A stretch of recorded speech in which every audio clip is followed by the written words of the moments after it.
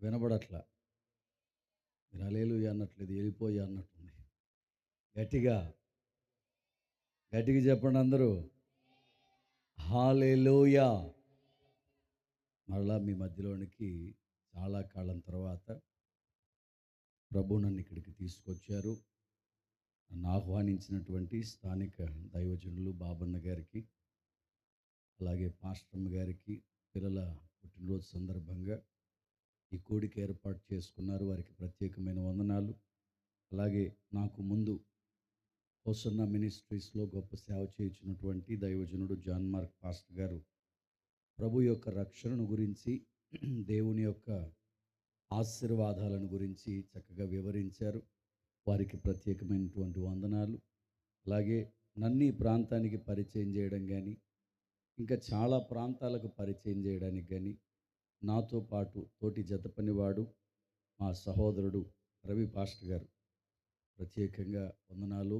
అలాగే పాస్టమ్ గారికి, అమ్మగారికి, నాన్నగారికి, బాబన్న గారి కుటుంబం అంతటికీ చేరి వచ్చిన ఆత్మీయులైన మీ అందరికీ కూడా ప్రభువు నామమున శుభములు కలుగునుగాక. కేకు తినిపోదాం వచ్చిన వాళ్ళు ఎంతమంది చెప్పండి? కేకు పెడితే తినేసి వెళ్ళిపోదాం అనుకున్న వాళ్ళు దేవుని దయ వల్ల ఎవరూ లేరు. అందరూ కూడా ఆ పిల్లల్ని ఆశీర్వదించే మీరు వెళ్ళాలి. దేవుని దీవెనలన్నీ కూడా ఆ చిన్నవారి మీద ఉండునుగాక. ఇప్పుడు సమయం 9:13 అయింది. ఎక్కువసేపు మిమ్మల్ని కూర్చోబెట్టను. త్వరగా కట్టె, కొట్టె, తెచ్చే మూడే మూడు విషయాలు చెప్పేసి త్వరగా ముగించేస్తాను. కీర్తనల గ్రంథం 115వ కీర్తన 14వ వాక్యాన్ని మనం చదువుకుందాం.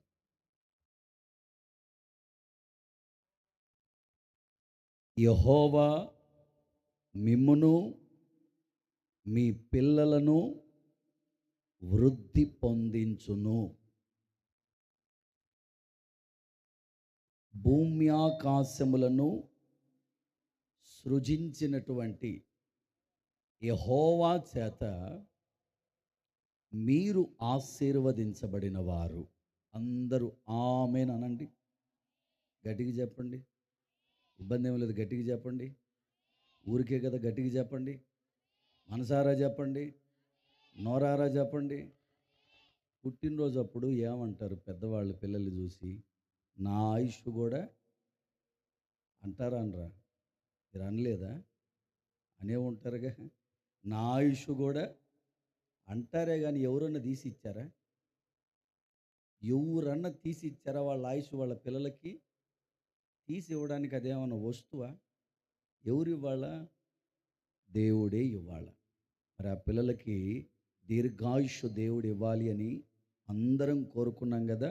మనసారా ఇప్పుడు గట్టిగా ఆమేన్ అని పలకాలి అందరూ కూడా. ఆమేన్. భూమి ఆకాశములను సృజించిన యెహోవా చేత మీరు ఆశీర్వదించబడిన వారు. యెహోవా మిమ్మల్ని మీ పిల్లల్ని బాగా గమనించండి.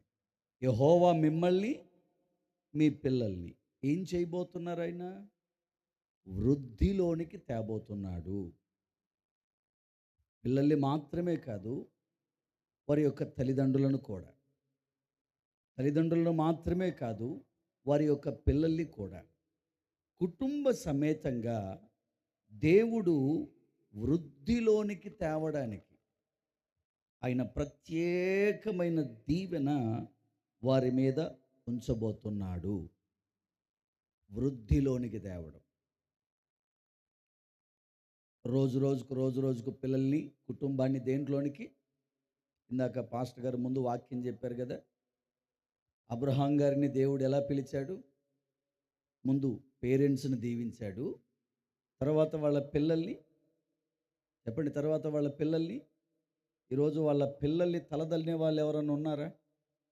ప్రపంచమే గడగల్లాడుతుంది వాళ్ళ ముందర. ప్రపంచంలో చిన్న కుటుంబమే కావచ్చు కానీ మధ్యలో నిలబడిన ఇజ్రాయేలు దేశం దాన్ని తాకడానికి, దాన్ని వణికించడానికి చాలా ఇబ్బందులు పడుతున్నారు. కారణం ఏమిటయ్యా అంటే, తల్లిదండ్రులను దీవించే దీవెన పిల్లల మీదకి కూడా వస్తుంది. అందరం కోరుకుంటాం, నేను ఎట్టున్నా పర్లేదు కానీ నా పిల్లలు ఎట్టుండాలని. అనుకుంటారా అనుకోరా చెప్పండి? మాకు ఎలాగూ లేదండి, కనీసం మా పిల్లల కన్నా మంచి చదువులు ఉండాలా, మంచి భవిష్యత్తు ఉండాలా, మంచి కుటుంబాలు ఉండాలా, మంచి స్టేజ్కి వెళ్ళాలా, వాళ్ళకు ఊహొచ్చేలోగా వయసు వచ్చేలోగా వాళ్ళు ఘనంగా నిలబడాలా అని కోరుకుంటారా కోరుకోరా తల్లిదండ్రులు? కానీ దేవుని వాక్యం ఏమంటుందో చెప్పనా? నువ్వెందుకు అలా కోరుకుంటావు? నేను నిన్ను కూడా ఆశీర్వదిస్తాను అంటున్నాడు దేవుడు. దేవునికి స్తోత్రం. నిన్ను కూడా ఆశీర్వదిస్తాడు, నీ పిల్లల్ని కూడా ఆశీర్వదిస్తాడు. పిల్లల్ని మాత్రమే దీవిస్తాను, మిమ్మల్ని వదిలేస్తానని కాదు.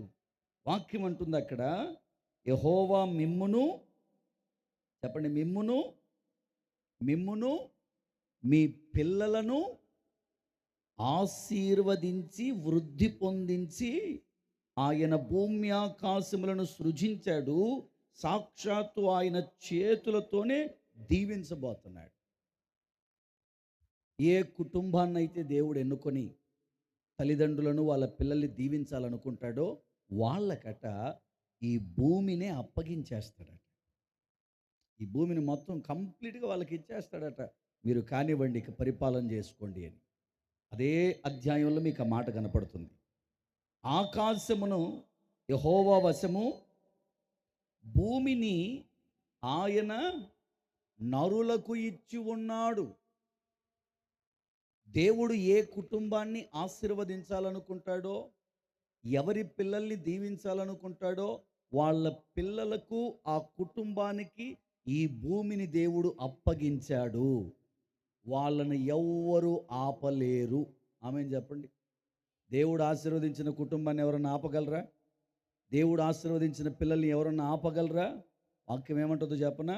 నేను తలుపులు తీయగా ఎవడు వేయలేడు, నేను తలుపులు మోయగా ఎవడును ఎవడును ఎవడును తీయలేడు. దేవుడు మన పిల్లల్ని, మనలని ఒక వృద్ధిలోనికి, ఆశీర్వాదంలోనికి తీసుకురావాలి అని ఆశపడుతున్నాడు. అందుకే తన దాసుని కుటుంబాన్ని దేవుడు ప్రేమించి ఈ ప్రాంతాన్ని అప్పగించారు ఆ కుటుంబానికి. వారి పిల్లలను, వారిని, వారి పరిచర్యను నా దేవుడు యెహోవా ఆశీర్వదించునుగాక.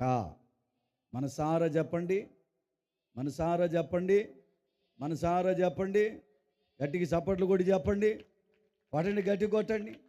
జొండ్రట్లు చేయడం వచ్చా మీకు? జొండ్రట్లు చేయడం వచ్చా? వచ్చేటప్పుడు ఎడ చేస్తారు? జొండ్రట్లు చేసేవాళ్ళు చిన్నగా ఇటు కొడతారా? ఎట కొడతారు? బండాన్ని ఎరగాల, రొట్టెన్ని ఎరగాల. మరి చప్పట్లు కొట్టమన్నప్పుడు ఎట కొడుతున్నారు? చిన్నగా అది గట్టి కొట్టండి. ఎవరి కోసం కడుతున్నారు? వాక్యం అంటది, నన్ను గణపరిచే వారిని నేను, చెప్పండి, నన్ను గణపరిచే వారిని నేను, మీరు దేవుణ్ణి కరతాళ ధ్వనులతోనూ స్వరములతోనూ ఆయనను మీ దేహముతోనూ మహిమపరిచినప్పుడు, మీ మనస్సుతోనూ మీ ఆత్మతోనూ మీ స్వరముతోనూ ఘనపరిచినప్పుడు, మీకున్న వాటితో మీరు ఘనపరిచినప్పుడు ఖచ్చితంగా నా దేవుడు మిమ్మల్ని ఆశీర్వదిస్తాడు. దేవునికి స్తోత్రం. ఈ రాత్రి జన్మదిన వేడుక జరుపుకుంటున్నటువంటి బిడ్డలు ముగ్గురు కూడా వారిని నా దేవుడు వృద్ధిలోనికి తెచ్చునుగాక. ఆమేన్ చెప్పండి. దేనిలోనికి తేవాలా? చెప్పండి, దేనిలోనికి? వృద్ధి అంటే డెవలప్మెంట్లోనికి రావాలా. మనలో అంటుంటారు, 10 ఏళ్ళ కింద సార్ ఇక్కడే వేసాం సార్ గొంగలి, ఆ గొంగలి నుంచి పొరపాటున ఇంచు కూడా పక్కకి, అక్కడి నుంచి పొరపాటున పక్కకి, మా ఓడు గొప్ప ప్రయోజకుడు అవుతాడని చాలా కలలుగా అన్నాను, కానీ మా ఓడు ప్రయోజకుడు అయ్యిందేమో లేదో తెలియదు, కానీ వాడు ఉన్న చోటనే అంటున్నారు. అనట్లేదు బయట తల్లిదండ్రులు వాళ్ళ పిల్లల్ని బట్టి. కానీ వాక్యం ఏమంటుందంటే, నేను మిమ్మల్ని వృద్ధిలోనికి తేబోతున్నాను. మీ పిల్లలు క్రమక్రమంగా దేవుని చేత ఎదగబోతున్నారు. గట్టిగా చెప్పండి, ఆమేన్, ఆమేన్. ఎప్పుడు ఆయన మన పిల్లల్ని వృద్ధిలోనికి తెస్తారు? తన దాసులైన అబ్రహాము గారికి మాట ఇచ్చారు, ఆయన్ని బయటికి తీసుకొచ్చారు, ఆయన ఆశీర్వదించారు, వాళ్ళ పిల్లల్ని దీవించాడు. అబ్రహాం గారు ఒక మాట అంటారు నోరారా, ఏమంటారో చెప్పనా? దేవా, నా కొడుకునిచ్చావు కదా, నా కొడుకు ఇష్మాయేలు నీ సన్నిధిలో బ్రతకనివ్వు అని అడుగుతాడు. నా కొడుకు ఇష్మాయేలు నీ సన్నిధిలో బ్రతకనివ్వు. అబ్రహాం గారిని మనం వెళ్ళి, ఎందుకయ్యా అలా అడిగావు? నీ కొడుకును దేవుని సన్నిధిలో బ్రతకనివ్వమని దేవుని ఎందుకు బ్రతిమలాడుకుంటున్నావు అని అడిగామనుకోండి, ఆయన ఏమంటారు చెప్పనా?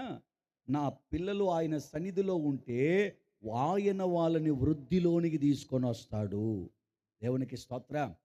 అంటే మన పిల్లల్ని, మనల్ని దేవుడు నెల నెల, సంవత్సరం సంవత్సరం దేవుడు ఆశీర్వదించుకుంటూ పైకి తీసుకురావాలి అంటే మనమైనా మన పిల్లలైనా దేవుని సన్నిధిలో బ్రతకాలి.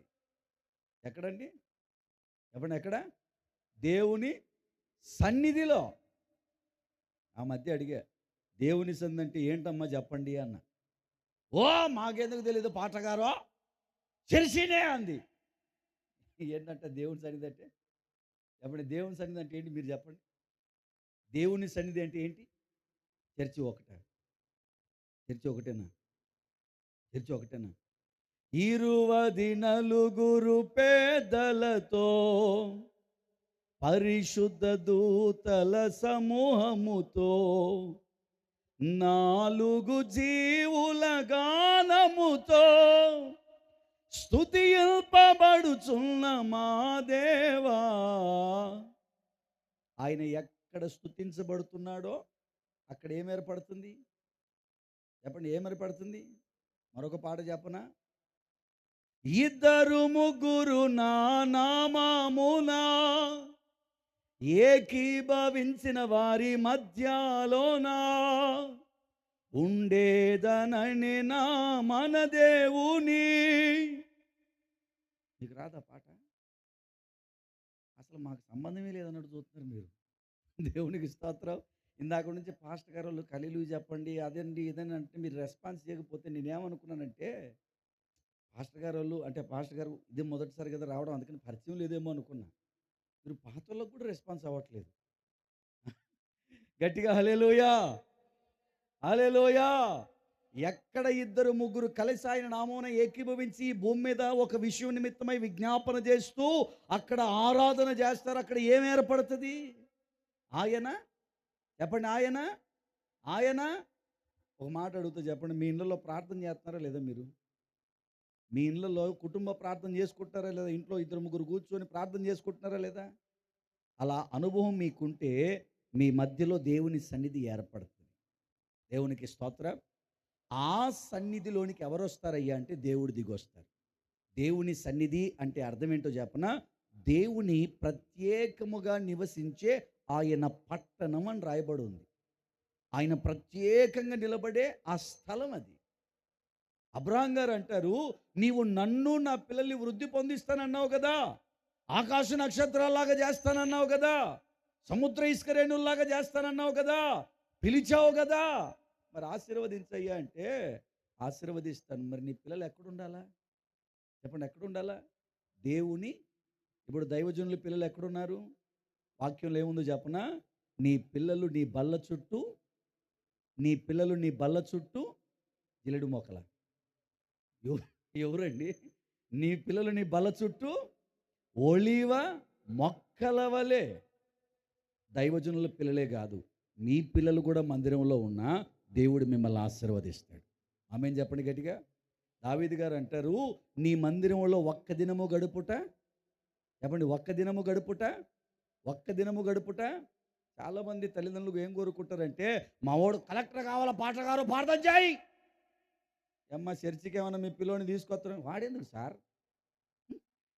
వాడెందుకు సార్? ముసల్దాన్ని నేను వస్తాను కదా చర్చికి. వాడెందుకు సార్? వాక్యం ఏమంటే చెప్పనా? మొక్కై వంగనిదే, మొక్కై వంగనిదే. ఈ మొక్క ఎక్కడొచ్చి నాటబడాలా? చెప్పండి, ఎక్కడొచ్చి నాటబడాలా? ఈ మొక్క వచ్చి దేవుని సన్నిధిలో నాటబడితే నువ్వు దీవించబడతావు, నీ పిల్లలు కూడా వృద్ధిలోనికి వస్తారు. దేవునికి స్తోత్రం. దైవజనులకు ఇచ్చిన పిల్లలు వారు బల్ల చుట్టూ చుట్టూ ఎలాగున్నారట? చెప్పండి, ఎలాగున్నారట? పచ్చని పచ్చని ఒలీవ మొక్క వలె. ఒక మాట చెప్పనా? చక్కని మాట ఉంటుంది. 80వ కీర్తన 15వ వాక్యంలో ఒక మాట ఉంటుంది, చదవండి. 14వ వాక్యం, 14, 15. సైన్యములకు అధిపత్యగు దేవా, ఆకాశములో నుండి మరలా, బాగా వినండి, మరలా చూడుము, ఈ ద్రాక్షావల్లిని దృష్టించు. ఒకసారి మీ ముగ్గురు వస్తారా? పిల్లలు ఇట్రండి, మీ ముగ్గురు అండి, ఇట్రండి, దమ్మ ఇట్రండి. దైవజనుడు దేవుణ్ణి అడుగుతున్నాడు, ఏమోనో చెప్పనా? అయ్యా, నువ్వు నాకు ద్రాక్షావల్లిని ఇచ్చావు. ఇదిగో ఇదొక మొక్క, ఈ మొక్క, ఈ మొక్క, ఈ 3 మొక్కల్ని నువ్వు మాకు ఇచ్చావు. పోయిన సంవత్సరం అంతా ఇలా నువ్వే చూసుకుంటూ వచ్చావు కదా. పోయిన సంవత్సరం అంతా వీళ్ళకి ఆరోగ్యం బాగోలేకపోతే నువ్వే వచ్చి బాగు చేసావు కదా. వీళ్ళు బయటికి వెళ్ళినప్పుడు వీళ్ళు నువ్వే కాపాడావు కదా.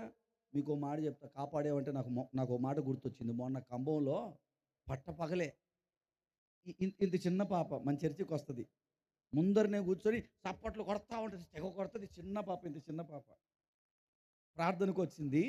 ఈ పాపతో పాటు ఇంకొక పాప వస్తుంది చర్చికి. వాళ్ళ తల్లిదండ్రులు పనికి వెళ్ళిపోయారట. వీళ్ళిద్దరు పిల్లలు బయట ఆడుకుంటూ ఉంటే ఆ పెద్ద పాప ఏమో ఆ ఇంటి దగ్గర కూర్చుంది, చిన్న పాప రోడ్డు మీద వెళ్తుంటే ఎవడో ఒకడు వచ్చి సంకనెత్తుకొని పోతున్నాడట చిన్న పాపని. ఆ మెట్ల లోపల తలుపు దగ్గర కూర్చున్న అమ్మాయి, అబ్బాబాబాబా ఎవడో ఎత్తుకుపోయాడు బాబా అనేసరికి వాడు దింపి వెళ్ళిపోయాడు. ఆడిని మొన్న జరిగింది.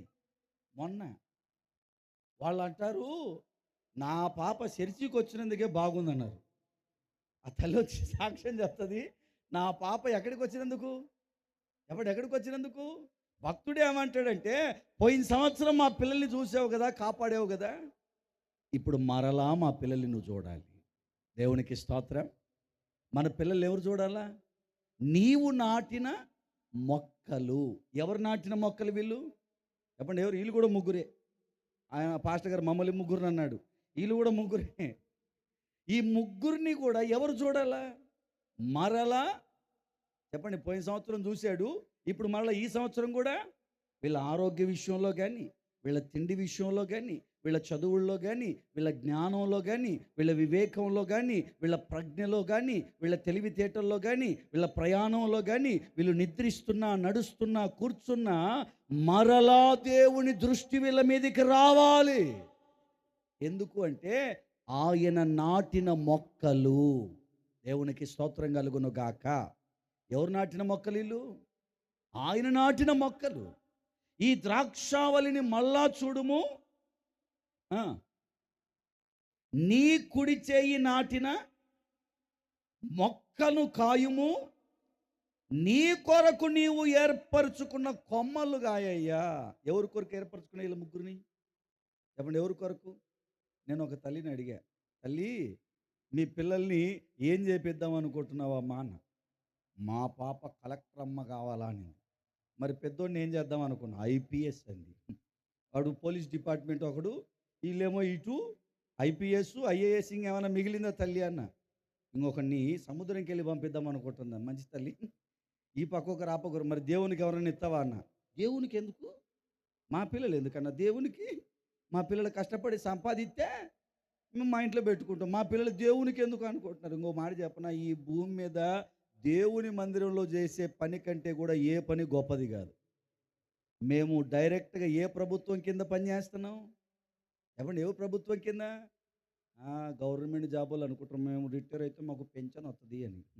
మీకు పెన్షనే వస్తుంది, మాకు మాత్రం ఎల్లకాలం మహిమ. చెప్పండి, ఎల్లకాలం మహిమ, ఎల్లకాలం కాపుదల, ఎల్లకాలం ప్రభు పోషణ, ప్రభు రక్షణ ఎప్పుడు తోడుగా ఉంటుంది. ఎందుకో చెప్పనా, మేము ప్రభు నాటిన మొక్కలము. దేవునికి స్తోత్రం. ఆయన నాటిన మొక్కలు. మమ్మును మా పిల్లల్ని వృద్ధిలోనికి తేవడానికి గల ప్రధాన కారణం ఏంటంటే, అబ్రహాము గారు అంటారు, నా బిడ్డ నీ సన్నిధిలో బ్రతకాలని కోరుకుంటున్నాను. దావీదు గారు అంటారు, నీ సన్నిధిలో ఒక్క దినం గనుపుట. అలాంటిది మరి వీళ్ళు 365 రోజులు ఎక్కడ ఉంటున్నారు? సేవ సేవ సేవ సేవ సేవ. మరి వృద్ధిలోనికి దేవుడు తేడా అంటే వాక్యం అంటుంది, ఆయన ఏర్పరచుకున్న కొమ్మ, ఆయన నాటిన కొమ్మ, ఆ కొమ్మను ఖచ్చితంగా దేవుడు కాపాడి ఆశీర్వదిస్తున్నాడు. ఆమేన్ చెప్పండి గట్టిగా. ఆమేన్, ఆమేన్. ఈ కొమ్మ ఎక్కడుంది? ఎక్కడుంది కొమ్మ? ఈ కొమ్మలన్నీ ఎక్కడున్నాయి? దేవుని, చెప్పండి, దేవుని సన్నిధిలో. అందుకని తల్లిదండ్రులారా మీకు ఓ మాట చెప్తున్నాను. మీ పిల్లలు దేవుని చేత దీవించబడాలని మీరు కోరుకుంటే, మీ పిల్లలకు మంచి భవిష్యత్తు దేవుడు ఇవ్వాలని మీరు కోరుకుంటే, చిన్న వయసు నుండే దేవుని సన్నిధిలో పెంచండి. ఈరోజు మేము ఇలా ఉన్నాము అంటే మా తల్లిదండ్రులే కారణం, వాళ్ళ ప్రార్థన కారణం. మేము ఇలా సేవ చేస్తున్నాం, ఇలా దేవుడు మమ్మల్ని నిలబెడుతున్నారు, దేవుడు మమ్మల్ని కాపాడుతున్నారు, దేవుడు మమ్మల్ని నడిపిస్తున్నారు అంటే దానికి కారణం మమ్మల్ని పెంచిన తల్లిదండ్రులు మమ్మల్ని మందిరంలో మొక్కలులాగా దేవునికి అప్పగించారు. మీ పిల్లల భవిష్యత్తు ఘనంగా ఉండాలి అంటే, మీరు కోరుకున్నట్లుగా, దేవుడు కోరుకున్నట్లుగా వాళ్ళు ఘనంగా నిలబడాలి అంటే, వాళ్ళు వృద్ధిలోనికి రావాలి అంటే తప్పక దేవుని సన్నిధిలో ఆ మొక్కలు నిలబడును గాక. ఆమేన్ చెప్పండి గట్టిగా. ఎక్కడుండాలి ఈ మొక్కలన్నీ? చెప్పండి, ఈ మొక్కలన్నీ ఎక్కడ ఉండాలా? అప్పుడు దేవుడు ఏం చేస్తారు? ఆయన ఏర్పరచుకున్న మొక్కలు కదా, ఖచ్చితంగా ఏం చేస్తారు? ఆయన కాపాడుకుంటాడు. మేము దేనికి కంగారు పడాల్సిన అక్కర్లా. సేవకులం కదా, పిల్లల్ని వదిలేసి ఒక్కోసారి సేవకే ప్రాధాన్యత ఇస్తుంటాం, వాళ్ళని పట్టించుకోం. ఒక్కోసారి ఫోన్లు వస్తుంటాయి మాకు, పిల్లలు పట్టరా మీకు అని. ఎన్నిసార్లు పట్టించుకుంటాం మేమైతే వెళ్ళి? ఎన్నిసార్లు పట్టించుకుంటాం మేము వెళ్ళి? ఎంతవరకు కాపాడుకోగలం మేము మా పిల్లల్ని? మేము దేవుని పని మీద మేము దేవుని పని మీద మేము దేవుని పని మీద బయలుదేరుతున్నాం. మా దేవుడు వీళ్ళ పని చూసుకుంటున్నాడు. దేవునికి స్తోత్రం కలుగును గాక. ఎవరి గట్టిగా హల్లెలూయా, హల్లెలూయా. ఈ దీవెనలు మీకు కూడా, మీ పిల్లలకు కూడా, మీ కుటుంబాలకు కూడా దేవుడు ఇవ్వగలరు. అయితే మీరు చేయాల్సిన పని ఒక్కటే, దేవుని సన్నిధిని కనిపెట్టి నిలబడండి. చిన్న వయసు నుంచి వాళ్ళని ప్రార్థనలో పెంచడం, దేవుని భక్తిలో పెంచడం, దేవుని సన్నిధిలో పెంచడం, దేవుని యొక్క పరిశుద్ధ స్థలానికి తీసుకురావడం, ఇవన్నీ మీరు నేర్పించగలిగితే వాడు పెద్దవాడైనప్పుడు దాని నుండి తొలగిపోడు అని వాక్యం చెప్తుంది. దేవుని మహా దీవెన ఈ బిడ్డల మీదకి అనుగ్రహించును గాక. అసలు దేవుడు మనకైనా పిల్లలకైనా ఎందుకు ఆయుష్ అనేది పెంచుతూ వస్తాడు? ఒక్క మాట చెప్పి నేను ముగిస్తాను. మనకైనా పిల్లలకైనా అందరికీ దేవుడు సంవత్సరం సంవత్సరం కిరీటం ఇస్తున్నాడు. ఒక వయసు దాకా మనం చేసుకుంటాం, తర్వాత కూర్చోపడి నాన్న, పాపం నిలబడ్డారు, మళ్ళీ కేక్ కట్ చేసేటప్పుడు రావాలా, నిద్రపోమాకనా. మనకైనా పిల్లలకైనా సంవత్సరం సంవత్సరం దేవుడు ఎందుకు ఆయుష్ ఇస్తున్నాడు? ఒక వయసు వచ్చేదాకా పుట్టినరోజులు చేసుకుంటాం, ఒక వయసు దాటిన తర్వాత మనకిచ్చిన పిల్లల్ని చూస్తూ వాళ్ళ పుట్టినరోజులు ఆనందంగా జరుపుకుంటాం. కానీ గమనించాల్సిన విషయం ఏంటంటే, మానవులందరికీ కూడా సంవత్సరము అనే కిరీటం వస్తూనే ఉంటుంది. ఎందుకు ఇస్తున్నాడు అసలు పుట్టినరోజు అనేటటువంటిది? సంవత్సరం అనేది ఎందుకు పెంచుతున్నాడు మళ్ళీ మళ్ళీ మనకి? ఎందుకు అనేది ఒక్క మాట చెప్తాను. బైబిల్లో యెషయా ప్రవచన గ్రంథం 53వ అధ్యాయం 10వ వాక్యం చదవండి. 53:10.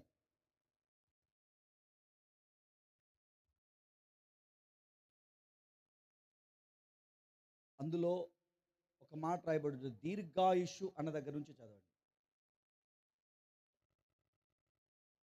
అతడు దీర్ఘాయుష్మంతుడగును,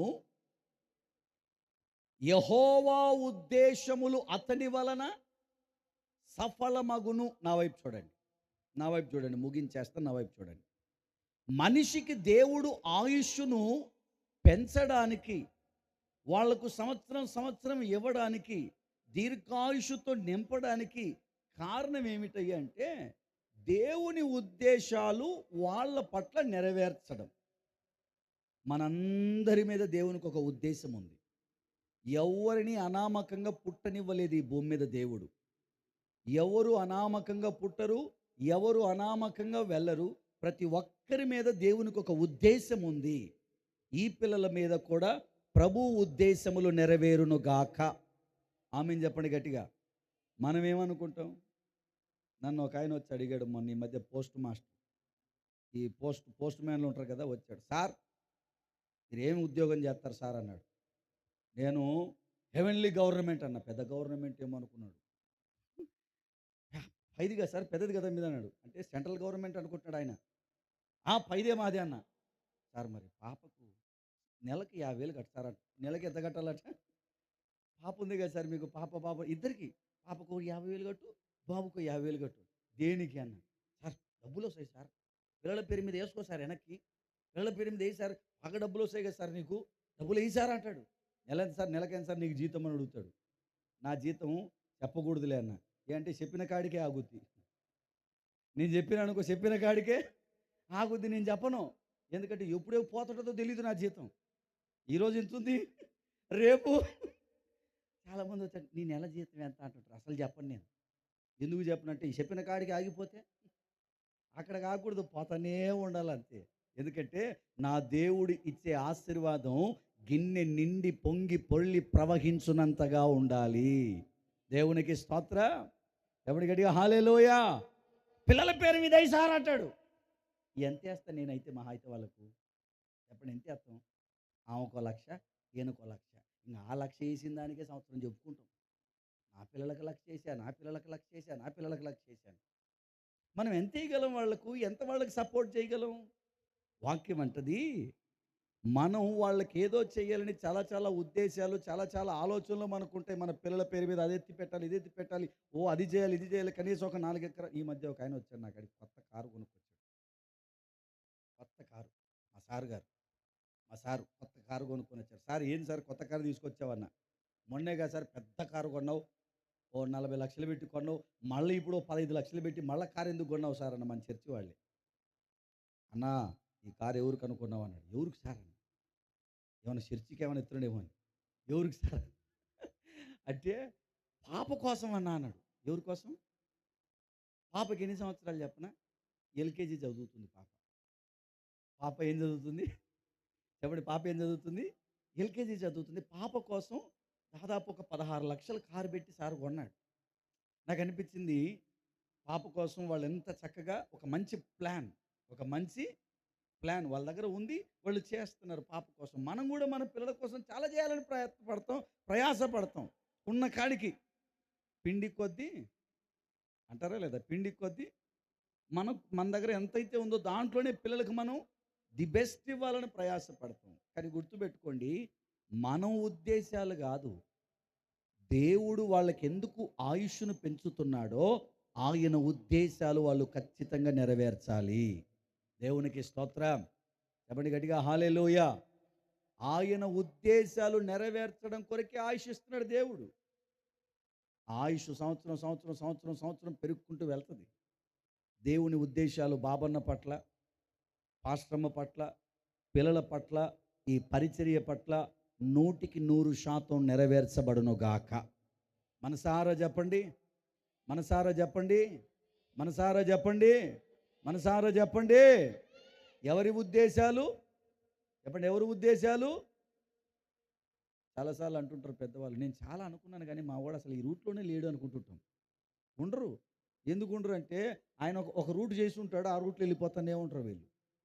మరి ఒక మంచి రూట్ వీళ్ళకి రావాలంటే వీళ్ళని తీసిపోయి ఏడ నాటాలా? తల్లిదండ్రులు ఎక్కడ నాటాలా? ఎక్కడ నిలబెట్టాలా? ఎక్కడ వాళ్ళని కూర్చోబెట్టాలా?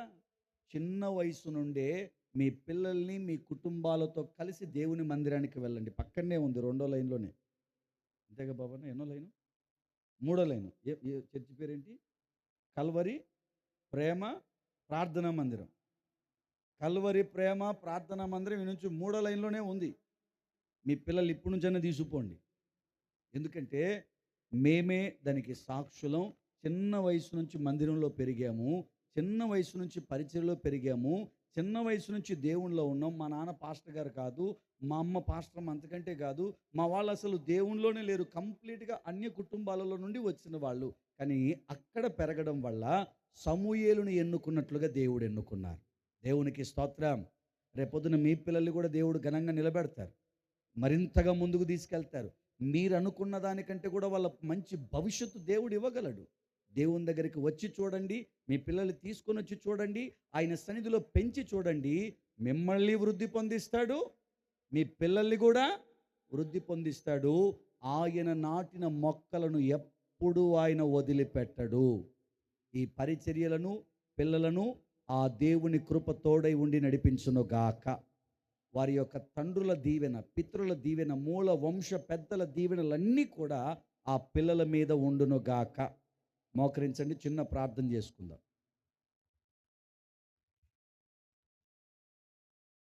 చిన్న ప్రార్థన చేసుకుని కేక్ కటింగ్ కార్యక్రమం.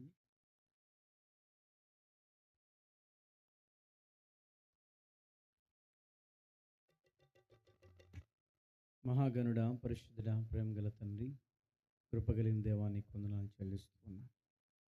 ఇదిగో నాయన, ఇద్దరు సేవకులను నిలబెట్టుకుని ఈ రాత్రి కాల సమయంలో అబ్రహామును గురించినటువంటి విధానాన్ని ప్రభా మీ సేవకుని నిలబెట్టుకొని నాయన, అబ్రహాం ఏ విధంగా దీవించబడ్డాడు, ఇదిగో తండ్రి నీకు స్తోత్రం చెల్లిస్తూ ఉన్నా.